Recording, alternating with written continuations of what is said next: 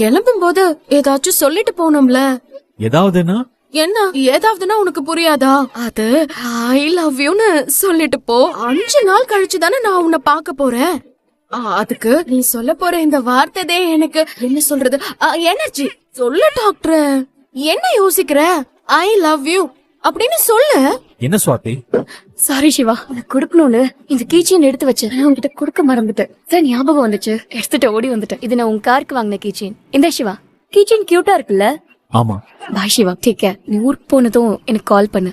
ஃப்ரீயா இருக்க டைம்ல கிட்ட பேசு. நீ இல்லனா எனக்கு ரொம்ப போர் அடிக்கும். ட்ரை பண்றேன் சுவாதி. எதுக்கு டாக்டருக்கு கிஃப்ட் எல்லாம் கொடுக்கறான்? இப்ப இவ வந்ததுனாலதே டாக்டர் எனக்கு ஐ லவ் யூ சொல்லாமலே போறாங்க. நேத்து நான் உங்ககிட்ட சொன்னேன்ல, சிவாவுக்கு சுவாதிய கல்யாணம் பண்ணி வைக்கிறதுக்கு உங்க தம்பி கிட்ட கொஞ்சம் பேசுங்கக்கா. சிந்து கிட்ட இருந்து டிவோர்ஸ் கிடைச்சதுக்கு அப்புறம் நாம இத பத்தி பேசலாம்னு யோசிக்கிறேன்.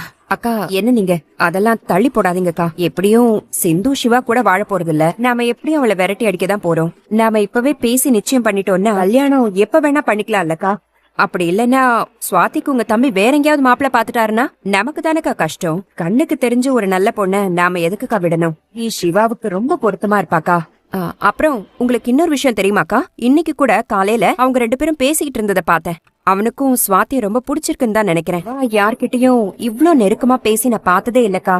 சுவாதி கிட்ட சிவா பாசமா பேசுறாக்கா.